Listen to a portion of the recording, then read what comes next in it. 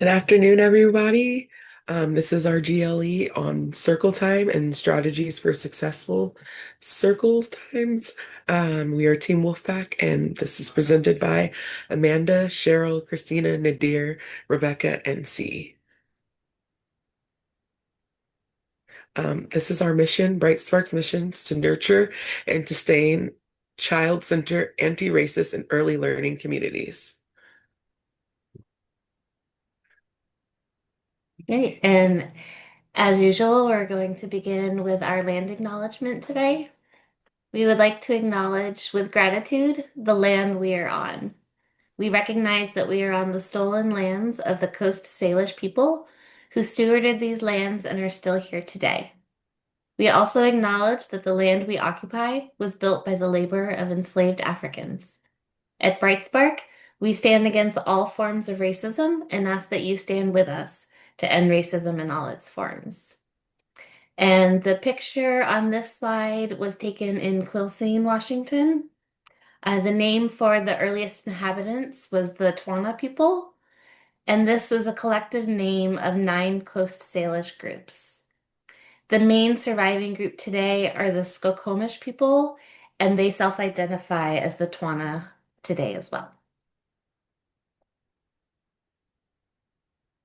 In our agenda for the GLE today, we are going to be talking about social and emotional learning, music and movement, flexibility with academics and approach, reading and storytelling, inclusion and learning styles, circle time environment, developmental appropriateness, working as a team during circle time, and strategies when you teach alone for centers and for FCCs.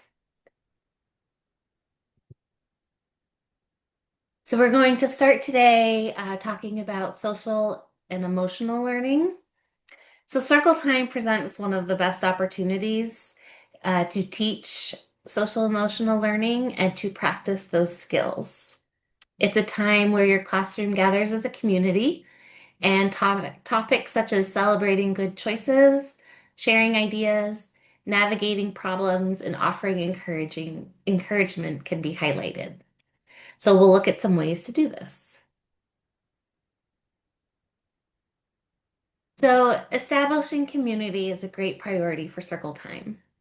As everyone is gathered together, it's a perfect time to discuss together classroom rules, expectations, and guidelines.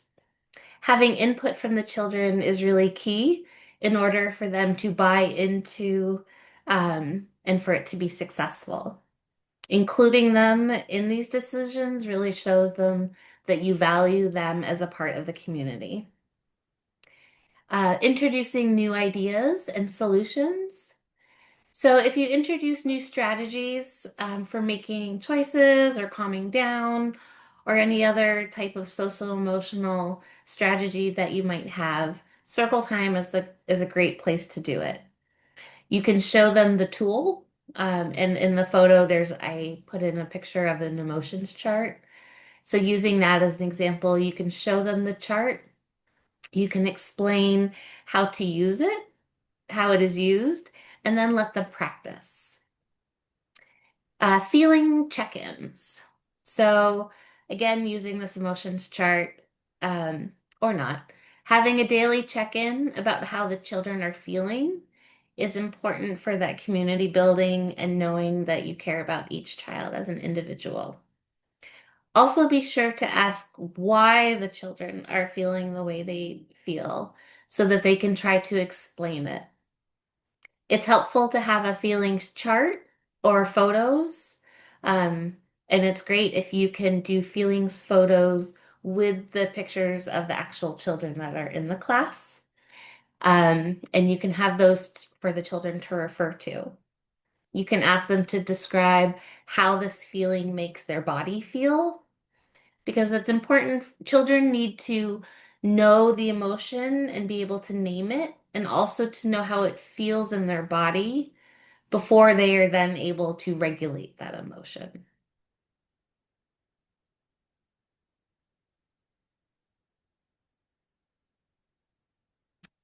Also, you can discuss solutions at circle time.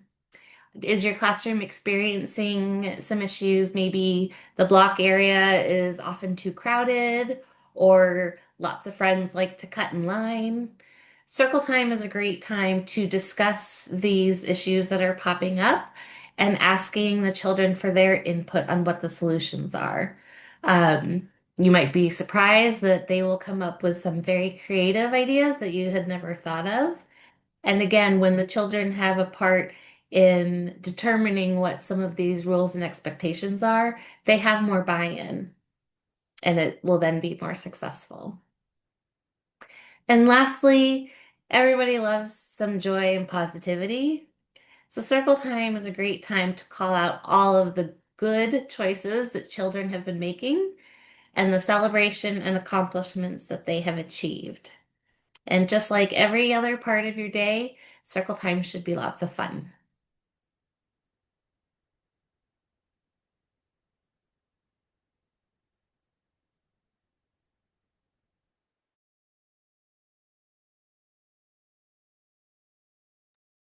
You're muted, Amanda. Thank you. So sorry.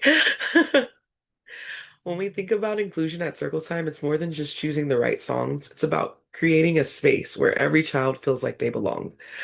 These are some tips here to help you plan circle times that are predictable, welcoming, and accessible.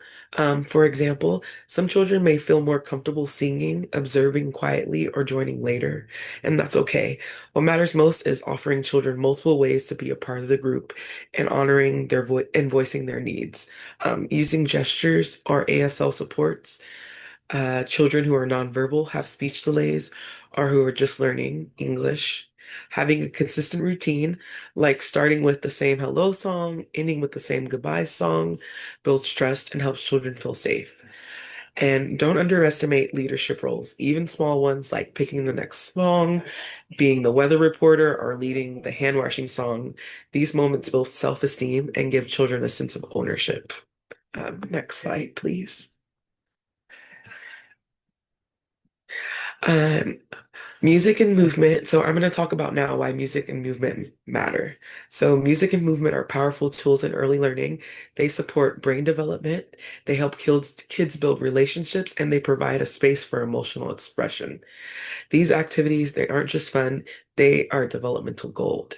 When we clap or tap or dance to a beat, we're training the brain for language and memory. Songs that include turn taking, call and response, or matching emotions to movements help build social and emotional skills.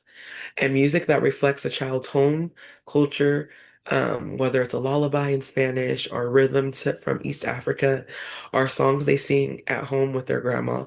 It tells children you are seen and you belong.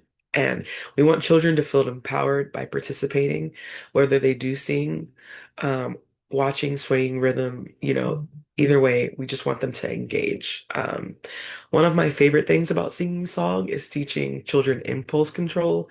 So certain songs like the bunny song, where you have them pretend to be sleeping little bunnies, and then you have to wake them up before they can do anything. It just teaches them how to control their impulses and different things like that. So there's so many different ways you can incorporate songs and music and rhythm.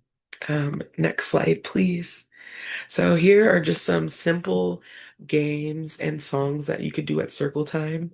For example, freeze dance.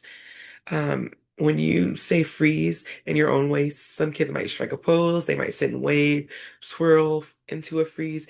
Everyone gets to kind of participate on their terms, gets to have a lot of fun with it. Scarf and ribbons are great tools.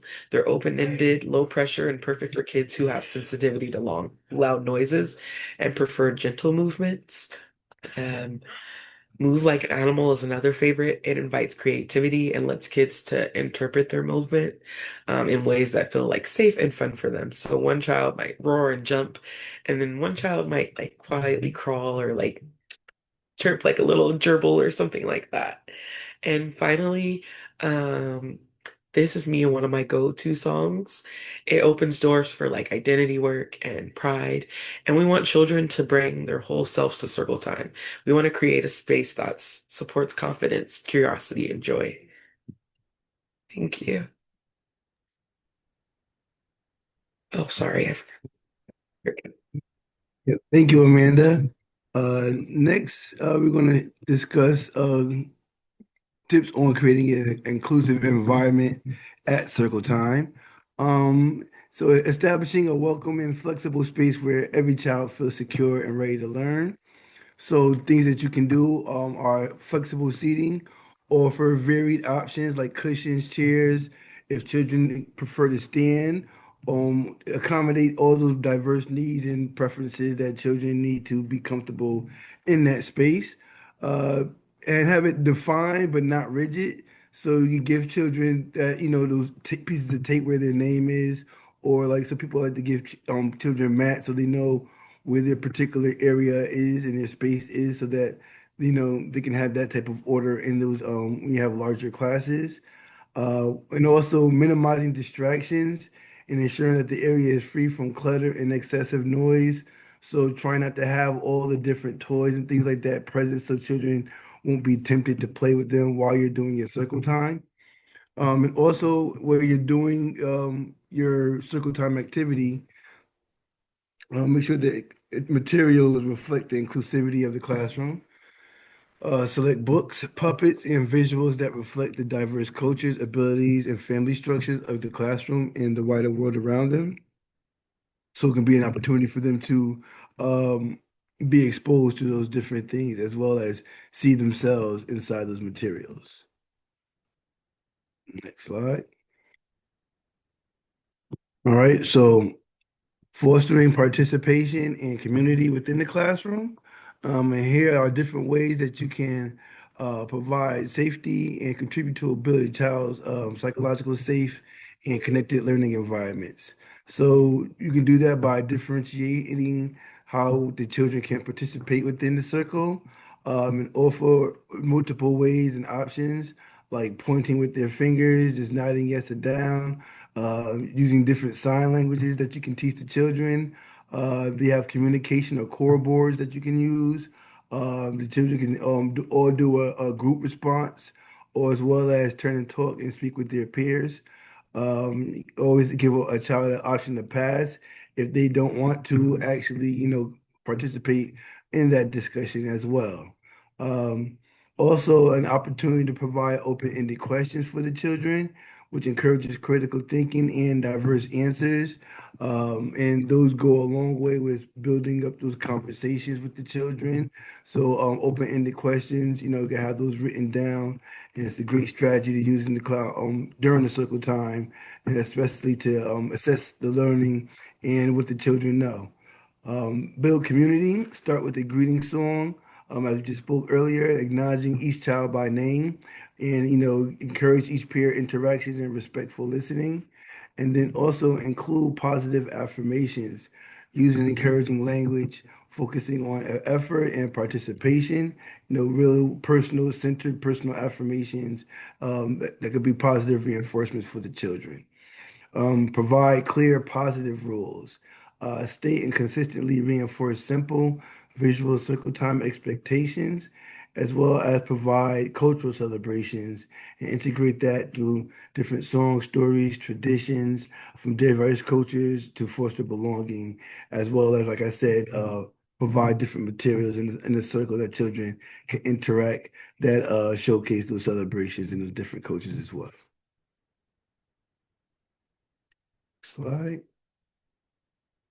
All right, and then next, just pacing and catering to the individual needs of the children in the classroom. Adapt the circle time to the children's developmental levels, as well as their attention spans, and ensure that every child thrives. Make sure that the circles that you are having are age appropriate in length. Keep those circle times short and engaging. For 3-year-olds, 10 to 15 minutes might be ideal, but just look at the type of age group, probably in the beginning of the year, probably go on the shorter side. And as they get the stamina to sit down and pay attention and sustain that attention, you can, try to do longer circle times. And for the 5-year-olds that are preparing for kindergarten, like you can might extend that time to 20 minutes. but just be prepared to be flexible based on the children's needs and the children that you have in your space. So you might want to do a 20-minute circle, but it might only last for 10. So having that flexibility, goes a long way. And then read the room. Be in tune with the children's engagement levels. If you notice that they're wiggling, they're yawning, or they're not engaged, be flexible enough to change the pace. Introduce a movement at break, a transition to another activity, or just have another book or something like that that the children will engage in to bring them back into engaging in a more positive way. Next would be individualized support for children. We specific with children with specific needs. Collaborate with specialists like occupational therapists and speech therapists to implement individualized support for the abducting during circle time. So you might for children with different visual needs, you might give them different materials that they can interact with so that they can still be a part of the circle, as well as different ways to communicate to the children so that they can interact as well. Next is a consistent routine, which is really important. A consistent routine while being flexible in the content, being consistent with the routine for the order of activities, help children feel secure and understand the expectations for the day, and they can expect what to happen next, and that's very important as far as for the children when they're following the schedule and learning how to do so.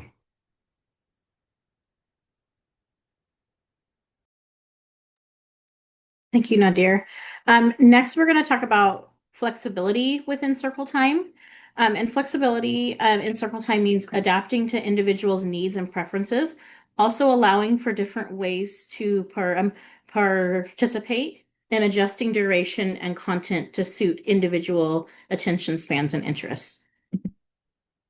So when we're looking at flexibility within circle time, participating, offering an alternate choice is best practice. We don't want to force children to come to circle time. We want to make circle time something that is fun and lively and that they choose to come to, but not all children are going to want to come or may want to come. So having an alternate choice for them is going to be important. And then seating, making sure we're flexible with that not every child has to sit crisscross applesauce. Maybe some want to sit on their knees, or maybe some want to sit in wiggle seats. So just allowing that flexibility within that. And then flexibility to move during circle time. Allowing children to fidget with toys, move around, is going to be important.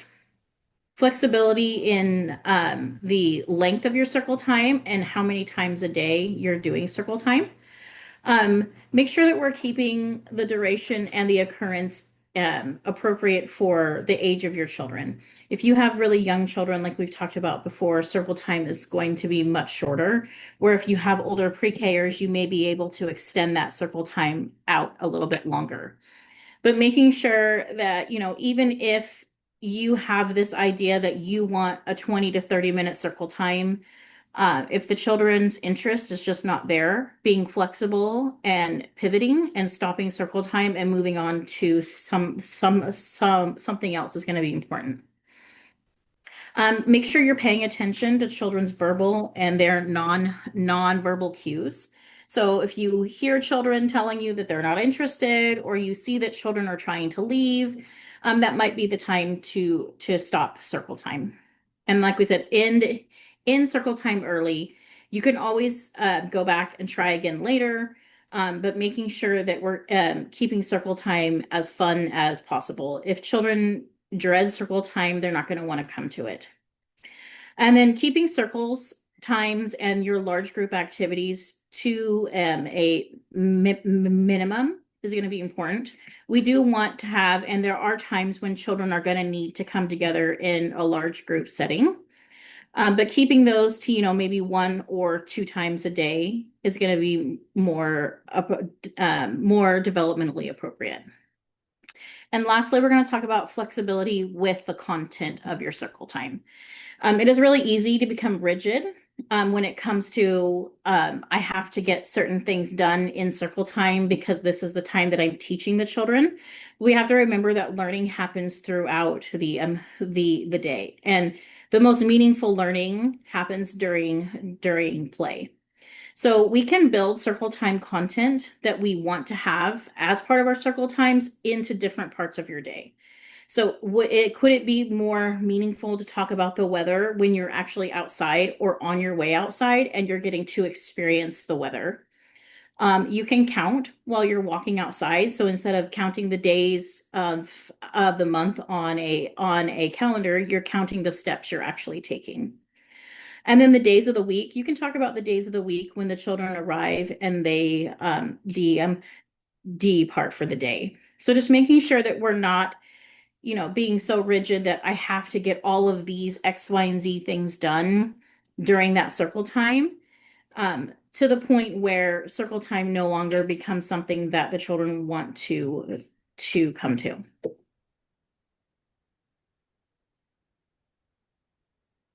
Thank you, Cheryl. For my part, I'm focusing on reading and storytelling. And when I think of reading, I've seen a lot of circle times where a lot of teachers are having trouble engaging the kids or keeping them interested for the long period of time in which they're telling the story. There's always going to be a few that's always going to be up there interested in the story, but you want to activate all the interest and activate the imagination of the entire group of the classroom. So I want you guys to think about the different learning styles that you might have in your classroom, and some of the different ways that you might appeal to some of those different learning styles might be through props, might be through using different parts of your classroom to activate that interest and to really activate their imagination. Spark their interest and use that flame as your guide and your beacon. You can use props to emphasize certain words and teach new vocabulary. It can be a picture with a word on it or a toy from dramatic area that you bring to circle time. Props can also be used as pieces on a felt board so students can visually follow along with the story. Certain stories might have multiple characters that might be hard to follow along or might be harder to track. So having a felt board and having kids be involved to bring forward a new character, bring forward a new scene, and that way it can help understand and follow along with the story a lot better. Let's get to the next slide. Can you go to Banner, please? So some of these options and some of these ideas for props you guys can utilize for Hungry Hungry Caterpillar. Some of these items you guys can create from home or things that you guys can use from the arts and craft area where you guys can create the little pieces of food, little tiny pieces of fruits. You can insert it in each time the caterpillar eats something new. You can give this as a game or as an incentive or just for kids to be involved while you're reading the story. You can have fun with the characters. As you can see here with the felt board with the different mouse on there, it's displaying a scene. You can have kids after you read a couple pages come up and hey, what does this scene look like? Can you guys piece together the main characters? Can you guys piece together parts of the story that is the part of the plot right now? Like what are they interested in? What is this person emotional about? You can use props like the ones you see with the three bears and the Goldilocks. You can have kids that are sometimes really fidgety.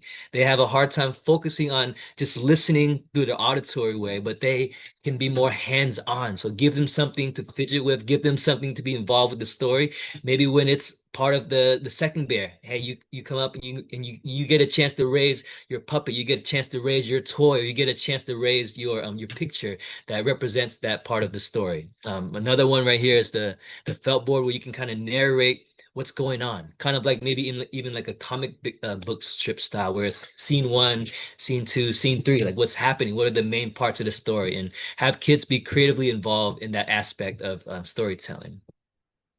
Let's go to the next slide. And for this one, this can be something special that you can do maybe at the end of the week. A lot of kids already have clothing or even costumes that relate to some of the books that you might be reading. Have a special day where some kids are dressed up as cats. You can have face paint, or you can easily use markers or safe paint to draw some whiskers. You guys can bring some cat ears, some dog ears, bunny ears. You guys can use arts and craft material to create costumes or props or parts of the story that they'll be able to utilize while you're reading. Enhance the reading experience and make it really fun. Make it so the kids are looking forward to circle time, looking forward to reading time, looking forward to the story that you're going to present at the end of the day. Have them reaching out to you and asking, "Hey, can we read more of these books? Can you buy more of this?" You got to make it so storytelling and books are exciting again. If you're seeing more kids in your block area, more kids in other areas that you guys don't that you guys want to kind of transition to more reading in library and having more of that excitement in circle time, you got to make reading exciting. And part of that is your job as a teacher to bring that excitement to the classroom. You can come dressed up as a character too. Maybe one of the Dr. Seuss characters, maybe one of the Pete the Cat characters. Find something that the kids really like and just channel their interests. Yeah, they will gravitate around you once you show that their interests matter too. Hey, my son, can you come and play with Chance? Can you take brother, please? Can you take brother? Can you come and play with brother? And let's go to the next slide. So you can also excite their senses as well by adding background music. Imagine reading a story and you can add ominous background music to a spooky story, adding sounds of nature or birds chirping or the sounds of rain to enhance the story and enhance the reading experience. You can give students an opportunity to be involved, allow them in a controlled and agreed upon manner to, I don't know, make some sounds of their own, make some sound effects, make some animal sounds, sounds that relate to the story, sounds that that will enhance the story telling experience, and honestly just to get them involved, get them feeling like they're also a part of the story as well. Yeah, storytelling can be an active group activity, not just one where you just sit, you stay quiet, you listen, and at the very end you discuss. It can be a part where everyone is engaged, everyone is a part of the story. It can be a fun one where you bring in different textures. You can excite their senses of touch. You can even excite their senses of a smell, like certain spices, like cinnamon or garlic or salt, things that might relate to the story. Bring that to circle time and bring that to your storytelling experience. Keep them engaged by just always keeping them on their toes. Like, what is the teacher going to bring to storytelling today? Is it going to be something with our sound? Is it going to be something where we get to touch a new texture? Is it going to be something with a new smell? Maybe something visually that we get to see that is more than just the pictures from the book that he or she is bringing to circle time. So make that time really exciting. Engage your kids and make them want to come and experience this storytelling that you're gonna give to them today. And these are some options. I was able to find some cool resources for you guys. These are some things that I use in the classroom too. My classroom was always filled with sound. When it was in circle time, I would have background music, sometimes of nature sounds. Sometimes I would have randomly play a sound of a cow moo, and I would just be really funny with it. Like, guys, is there a cow walking across the street right now? Utilize that moment to pique their interest to learn more about animals, cows and birds or cats and frogs. Utilize different background music to emphasize a certain mood. Some of the music while you're reading will create tension. Some of the music will create sense of calmness, sense of happiness. So based on whatever story you're reading, you can find the right sounds to really enhance that storytelling. I provided a few different variety of sounds. I have some calming sounds. I have some kind of spooky sounds to create some tension. I have some good animal sounds that you guys can add in there that you guys can connect to lessons later on where you can talk more about the animal, talk more about communication with animals. So yeah, some of these variety of sounds are something that you guys can utilize in the classroom, but most importantly for the storytelling that can really enhance the experience.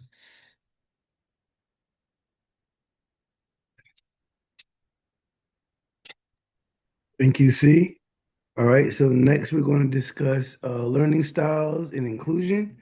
So engaging circle time should be engaging or multiple senses and as well as intelligences. Appeal to all the different learning styles of the children in your care, the visual, auditory, kinesthetic, as well as tactile, as well as their multiple intelligences that are based off of Gartner's theories of multiple intelligences that we are familiar with. So the key actions to support the different multiple sensory learners for visual support for those visual learners. Make sure that the schedules and that you're using picture cards that are, vibrant and engaging. Use those for story songs. You can use gestures and movements with your hands as well as teaching the children basic sign language so that when they make responses to you, that they use particular signs so that in when you're asking the children to do certain things, you can use a particular sign. For those auditory learners, when you're telling those different stories and you're singing those songs, you can use varying voice tones and volumes. Incorporate diverse music and songs within your circle times, as well as using the sound effects. And C just gave a great resource to provide that with as well. uh, Kinesthetic movement and so those active learners uh, integrate movement into the songs, into your circle time routines. Give those children like action rhyming words so they can move.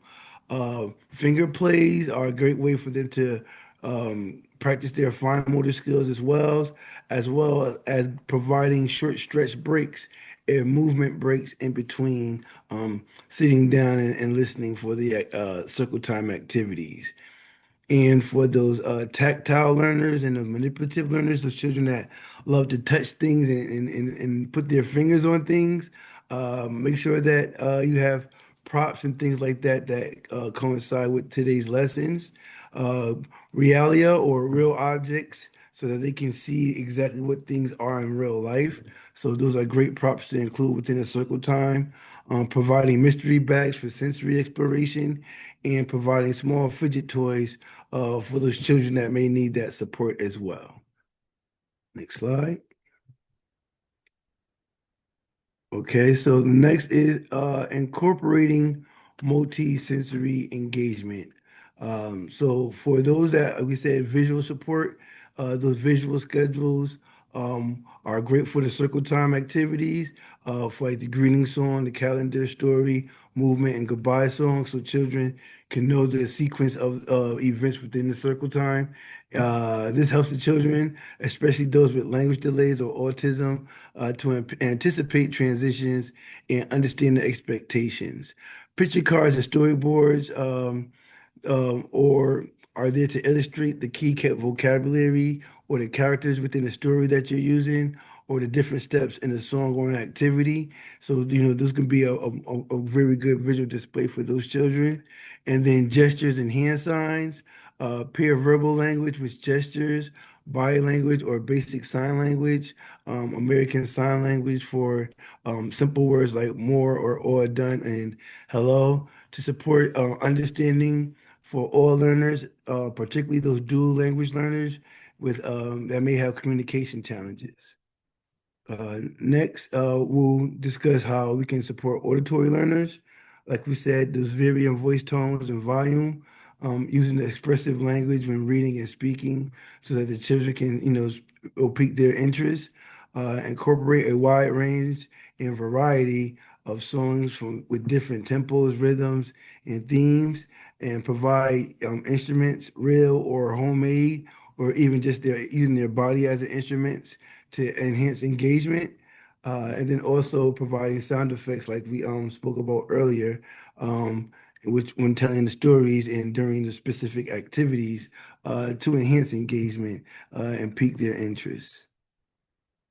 Next slide. And then for those kinesthetic learners, this movement, incorporate a movement song, at least one, especially to get the children to be more active and to wake them up for the morning and integrate that in gross motor actions.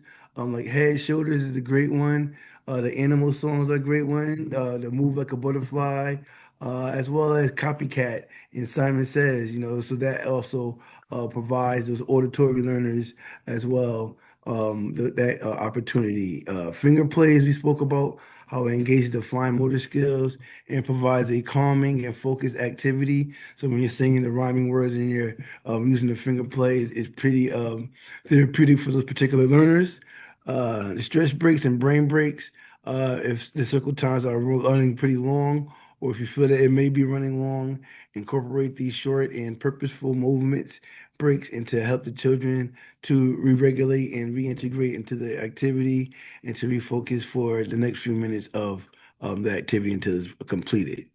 And then have the children act out the stories that you're reading. Have them, each individualize or as a group, to act out the songs or the story or of the book. Next, we'll speak about tactile learners, props and realia, like we spoke of. You can bring in real objects that are related to the topic, real leaves from a fall lesson, stuffed animals from an animal song, or actual, props or foods or anything that can give the children a real life experience of an actual thing that you're doing within your lesson. Um, Mystery bags can provide a tactile experience from different objects that have connection to the theme of the particular lessons that you're teaching in the classroom, where children can, reach in and guess what it is because they are familiar with that object based off of what you're learning within the classroom at that particular time. And then fidget toys are for children that may have those sensory needs, and they offer a quiet, small, and non-distracting tool for them to touch and things like that while they're listening and staying engaged in the circle. Next slide. And I just wanted to share an example of including multiple learning styles within a finger play like Five Little Monkeys.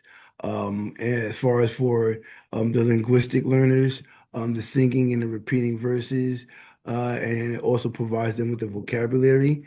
For those logical and mathematical learners, the counting down and understanding subtraction. So when you ask those questions like what comes next, they're doing that mathematical computing and that provides something for them. For those spatial learners, visualizing the monkeys on the bed. So that's when you're doing really being really animated when you're singing the song and understanding what off and on is. So that gives them those spatial learners that they're providing something for them. For the bodily kinesthetic and movement learners, the acting out for the jumping up and falling down and shaking their heads and calling on the phone. All those different movements are great for those particular learners. And then the musical, engaging with the rhythm and melody and tempo, and the melodies and the sounds of the song. And then interpersonal learners, singing as a group and then taking turns. And then the tactile learners using the manipulatives, the five small monkey puppets or the finger puppets, or even using your own fingers to take down each of your fingers when each of the monkeys fall off the bed, provide space for those particular learners as well. All right. Thank you for sharing and talking so in depth about the different learning styles, Nadir, because it connects directly with my next part too. Because once you guys start to have a better understanding of the different learning styles, of the different dynamics of your classroom, then you can start better setting up your circle time environment. And when I talk about circle time environment, it's not just the thing that you put on your walls. It can be how you set up your circle, how you set up the seating, how flexible you are in setting up the seating in your circle time. I want you guys to think about the different learning styles, and where a child chooses to sit can really depend on their learning style. Some children may choose to sit further in the back because that's just where they're more comfortable. Some need to be up front because visually that's what they need to see, or they need to be more hands-on. Some might need to sit somewhere in the middle or to the side. It's differing on just some of their comfort level, some of the ways that they learn. So being aware and being flexible and allowing some of the kids to have different ways in sitting is important. Yeah, each classroom will differ in the size of circle time. So there's not one perfect way to do it that's ideal. You just got to feel out the energy of your class. You got to feel out the needs of your classroom. And honestly, be open to changing. Be open to adapting. You might try something the first week and you might say, you know what? This really works well for 70% of the classroom, but there's a few things back there that I want to change up. So be open to adapting and changing up, or even considering where some of the kids are choosing to sit and how they're choosing to sit. Look at what they're doing and try to make it work with how your circle time is. Because if they chose to sit in that way, or they chose to sit maybe a distance away from you, or a distance away from a certain child, or maybe close to a certain child, there's a reasoning behind that. Maybe they're really comfortable sitting next to these two friends. They do chat a little bit more, but maybe if you guys are being more intentional with talking about some of those rules during circle time, or talking about some of those things we're engaging about, you can get those kids to engage more, but now they're comfortable because they're sitting next to the people that they want to be around, or they want to sit next to you. There might be a few kids that want to sit next and closer to the teacher. Have that spacing and that availability for those days where you might have 3 or 4 kids that might want to sit next to you because that's just they want what they want to do. They're not trying to steal the spotlight. They're not trying to disrupt the classroom. They're trying to say to you that I'm comfortable in this way and I'm comfortable learning in this way. So if we are being more aware and just trying to sense out more on what the kids might be feeling, we might be able to adapt our circle time environment to better serve what their needs might be. Now let's get to the next slide. And there's some pictures that I have that are just come different ways that you guys can have your circle time. You can have one that is really close together. Even if it's a larger group of classroom, you can have one that everyone gets really close together. I've had that for specific parts of circle that I need. At the end of the day, when we're singing a goodbye song, I love to huddle everyone together, even if we have 19 kids or we have 5 kids. We'll huddle up together and we're singing our goodbye song. Sometimes we want to have some space. We want to have some space because we want to read a story where I want to be more active. I'm going to call up some kids to come to the middle to show off or to present or to do something that they're going to move their body a little bit. Maybe you have them spread out. It doesn't have to be in a line, horizontal line, vertical line, or in a circle. Maybe they're spread out in a way that's comfortable for them, allowing them to have different ways to sit. Some kids sit all the way up, crisscross applesauce, and that's the way that they listen best. Some kids maybe need to sit with one elbow leaning a little bit to the right side because that's the way that they learn the best, or maybe that's how they're most comfortable learning. So understanding that when your kids are doing that, they're not trying to tell you that I want to be disruptive, or they're trying to distract other kids, or they're not listening. Sometimes they're just choosing to learn in the style that's most comfortable for them. So allowing them to sit in the way that's most comfortable for them, allowing them to sit even around the friends that's most comfortable for them will give them their best chance to be comfortable at circle time. We have to remember that circle time can be a playground for some kids because that's really fun. I get to be around all my friends, all 15, 16, 18 of my friends here. For some other kids, it could be the scariest part of the day. I have to sit and I have to be in front of everybody. All these eyes are looking at me. If there are some situations where kids are scared of that, maybe set up circle time where you're positioned where not everyone is looking at each other, where some of these kids can have a little bit of space where they can be more comfortable.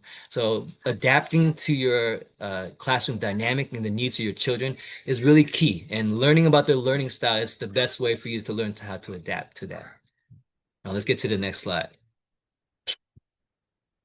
And at circle time, when you utilize it correctly, your classroom environment can act as your second teacher or third teacher, depending on how your classroom is set up. And most classrooms have the standards, letters and numbers and monthly calendar, but you can get really creative and add different things to your classroom that is either applicable to where you're teaching currently, the themes that you're trying to teach, or something to bring out more excitement to your circle time. One idea that I've been pondering and I found some different schools that tried this out was bringing a mirror into circle time, bringing a mirror so they can see a reflection of themselves. You can use this as a way to introduce talking about social emotional. You can check in the morning. Hey, how are you doing? How are you feeling? They can say, "Hey, I'm feeling this." Okay, let's take a look in the mirror. Or does the mirror reflect what you're feeling right now? You can kind of talk more about feelings, open up that discussion more, and honestly, just bringing that more to the table and having kids be more comfortable with sharing about how they're feeling. And honestly, looking at what they look like when they're feeling that way. If I'm feeling sad, you know what, this is what I look like. And you know what? I embrace that. I'm open. I'm openly okay with that. And I understand that I feel sad and this is the moment that I'm feeling sad and it's going to pass. And teaching kids that these moments of emotions are all moments of emotion that we feel. And if sometimes we can see that reflection of us and what we look like when we feel that emotion, then we can just embrace that emotion. This is just who I am. This is what I look like when I'm sad. This is what I look like when I'm really happy. Oh man, this is what I look like when I'm agitated. Wow. No wonder people don't want to play with me when I look like that. Sometimes having a mirror at circle time when you do these check-ins might be a great way to open up these discussions that might not come about if you ask them just simply, "Hey, how are you feeling?" You might just get simple 1 or 2 word answer. Bringing a mirror might open up the discussion and have a much broader conversation about these emotions.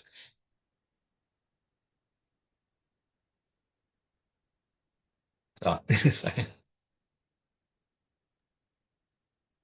All right. Now we're going to talk about the developmental appropriateness of circle time. And some of this information we have heard already, as it's been a theme throughout this GLE. Um, but to start with, circle time is an activity that's seen in most classrooms.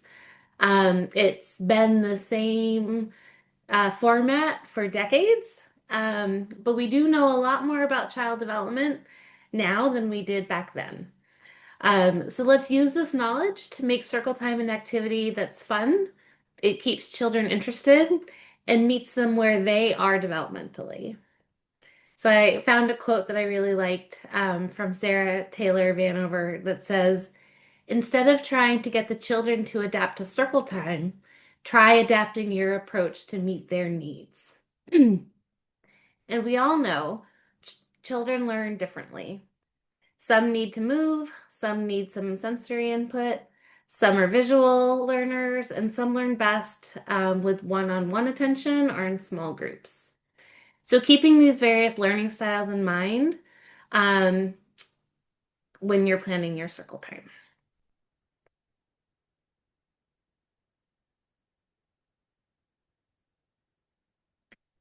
And here's some considerations talking about how if your circle time is developmentally appropriate.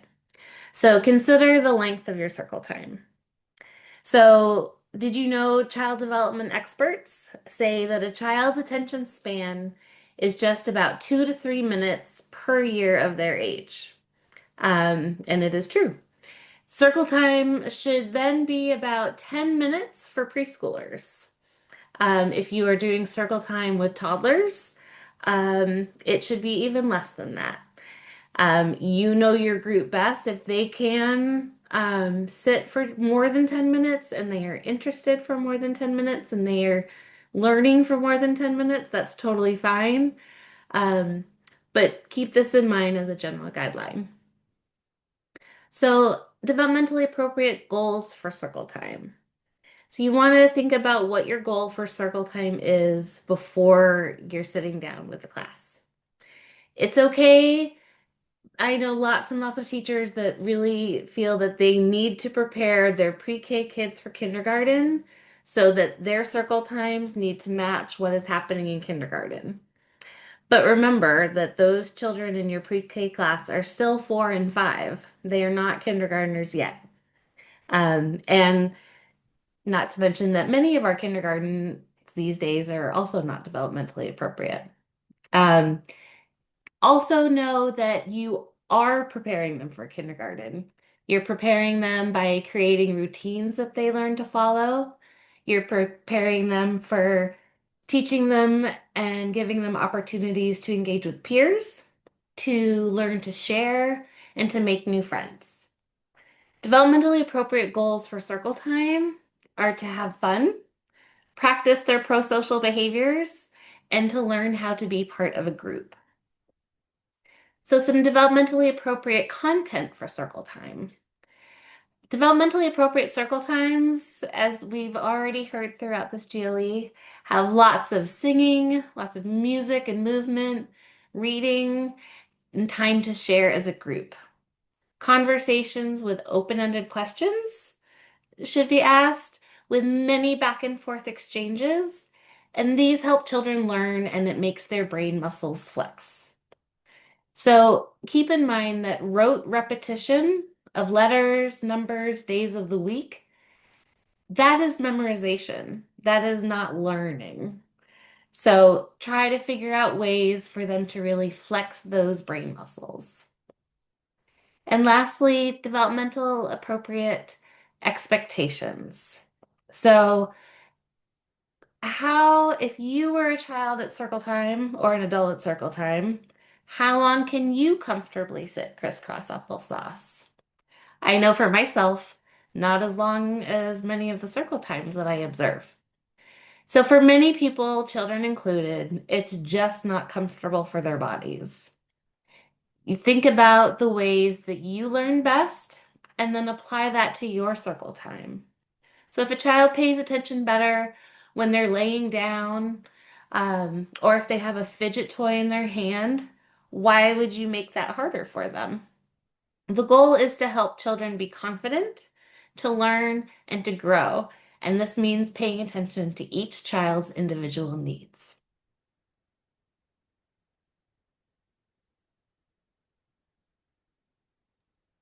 All right, so now we're going to talk about working as a teaching team to make circle time successful.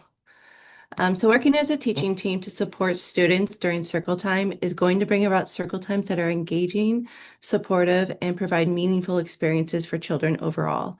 We're going to go over some strategies that can help this time of the day run smoothly. So the first is to know your role. During circle time, usually there is one teacher leading and another one supporting. Discuss beforehand a plan so that each teacher knows how to support the success of your students during circle time. You will have a teacher who is leading circle, and then if you are a support or co-teacher, your role will be to support the students who are in circle while the other teacher is leading. If you're the teacher leading circle, know that this leading circle is an important part of the day. As the teacher, you need to know what will engage your students, what will be meaningful, as well as when to adapt an activity that is not working. As a lead teacher, you are engaging the students in an activity, so holding their attention is going to be easier than trying to get it back if you find you have to start the activity and stop to address various behaviors. This is why it's important for the support staff to assist with this so that your lesson or activity can be carried out. However, if you as a lead teacher are doing an activity that ends up not landing like you thought, you might notice your students are not engaging, and this is your cue to pivot to make it more age and developmentally appropriate. We've all done an activity that did not land how we thought it would, and this is okay. The key is how you roll with it in the moment. If you find that you are reading a story that maybe is a bit advanced for your age group, recognize this and pivot to telling the story differently. Maybe shift from reading the words of the page to talking about what is happening in the pictures. This is a form of early literacy because pictures are clues for children to identify what they think is happening, and this supports their reading comprehension. This way, you're responding in the moment, you are re-engaging them in a literacy activity that is more age appropriate, and you can sprinkle the important concepts of the story within the group conversation. This also illustrates being flexible and responsive to your students in the moment. With any activity, you have to be flexible enough to pivot in a moment's notice. Having a list of other ideas ready to go will also enable you to do this quickly and efficiently, and with consistent practice, this ability to adapt in the moment will become second nature. If you're the support teacher, you'll support the teacher in leading circle to ensure that children are supported, behaviors are managed, and support with drop-off if this happens during this time. So you might find yourself doing a number of tasks during this time, such as sitting beside a child who might need that more direct support. You might find yourself greeting families who show up a little bit later in the day and helping their child join circle. And you may be supporting a child's basic needs, such as if someone needs to go use the bathroom or get some water or something that happens during this time. The last one for teaching as a team is participation. This is a big one. When you're doing an activity with your students, your participation and modeling are essential. Children look to their teachers, and when we model how to engage in circle time, children see this and want to engage too. This means if it's time to dance, we all dance. If it's time to sing, we all sing. This is important to model what engagement looks like because sometimes children may not know what you're asking them to do unless you directly show them through your own participation. Both teachers working together and modeling what listening and engaging with stories looks like, what dancing looks like, not only sends the message that these activities are important, it promotes engagement of your students. If they don't see you participating, they are indirectly sending the message, or you are indirectly sending the message that they don't have to either. So if you're teaching as a solo teacher in a center, it can be more challenging if you don't have another teacher to support you. You can mitigate these challenges with some planning so that if you need to adapt, it can be done in a way that keeps circle time moving. This is where your ability to be flexible is going to come in handy at this time. So as many have spoken about, engagement and making things fun is really what's going to help a lot. So you know what your group is capable of, and depending on your group and having to teach alone, you can create a circle time routine that is fun, engaging, and builds classroom community and belonging. So a big part of this is holding your students' attention and learning some tricks about how to do this to promote engagement is going to be a really important tool in your circle time toolbox. So consider the order of your circle. Every group of children you get into your classroom is going to be a little bit different. And so keep that in mind that what you did last year may not apply to what you do this year because you have a different group of students with a different set of needs. You might find that you want to start your circle with a movement activity to get the wiggles out or a greeting of some kind. You might want to read a story to get things going or to gather children, but you as the teacher can adjust the order of activities to best meet the needs of your group. Behavior support can be especially tricky if you are teaching by yourself. And so having some strategies already in place should challenging situations arise can be helpful in the long run. So if you notice a child who is struggling, you can invite them to come and sit next to you and maybe even give them something to hold in their hands or a task for circle to promote engagement and support their self-esteem as they are now a helper. So, and all children want to feel proud and will be eager to help you. If you have a space in your classroom where children can go if they need it, if they need to calm their bodies or just need to be alone, you would definitely want to have taught around your safe place or quiet area before you do something like this. But having the space available that children know that they can go to when they need it is going to be really, really helpful. Sometimes a child just needs to take a break in a safe place and they need to spend some time by themselves to help support their emotions. This sends a strong message to them that you are prioritizing their immediate needs over them having to remain in circle when they may not have the capacity for it at this time. For them at that time, being able to calm their bodies and to just regulate is going to go a lot further than forcing them to sit in circle with you. Another huge thing that happens is sometimes you have that one or two children who get dropped off during the middle of circle time, which can interrupt what you're trying to do. So having some strategies in place that make this a bit more smooth can go a long way. So you can warmly greet the student from circle and wave them over to come join you. But if you notice that they have a difficult time joining and they pretty much come in every day at this time of the day, you can talk to their caregiver at pickup and just ask them if they would be willing to come and help get their child adjusted into circle time. It might help it feel a little bit smoother for you. And then have some backup plans. If everything is feeling tricky or you are losing attention, put on a fun movement song, one that you know your students will enjoy because it will bring engagement and give you a moment to support whatever situation might be happening. And then you want to be flexible. If you notice that your plans are not panning out as you had hoped, be flexible in your approach. If children are engaging in activities that are not age appropriate, they're not going to engage. And noticing that will help you be more adaptable in the moment. If you find that students are struggling to sit and to listen to information, this is your cue to make it more engaging. And so you want to bring in child thought and materials. Let them hold the materials. Let them ask questions. Ask them questions to instigate a rich discussion about what you're trying to teach. Oftentimes, creating situations that promote engagement where full participation is possible supports a child's ability to engage and in turn can minimize behaviors. And then lastly, we're going to talk about teaching alone if you are a family childcare provider. Teaching alone when you're an FCC provider can be that much trickier if you have multiple age groups. This is really the time to create activities that are more focused on community building. You might find yourself more focused on songs, movement activities, and stories rather than more focused on academics, which can happen at many other times of the day. Focusing on community building can bring your multi-age group together in a shared experience that everyone can enjoy, which oftentimes will include songs, movement activities, and stories. This is going to look different depending on the students you have. You might have more younger students than older students. You might have one infant and then some older students. And so you're going to have to kind of adapt to meet that need. And you might find yourself having to be flexible with timing. You might choose a time when, if you have an infant that they're napping, to do a short circle with your older students or to do a lesson. Or you might find yourself holding the infant while doing a short circle that is short and sweet, maybe a movement song and an engaging story time. You might find that you have to be a bit adaptable with the timing as well, which is more than okay.